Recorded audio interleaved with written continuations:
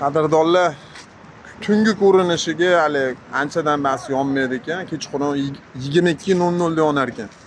Mana bizga nasib qildi tungi ko'rinishi, Eyfel minorasini pastdan ko'rinishi. Hammalaringga omad, sog' salomat bo'linglar. Kelmaganlarga nasib qilsa shu yerga kelish. Men ham 7 uxlab tushimga kirmagan edi.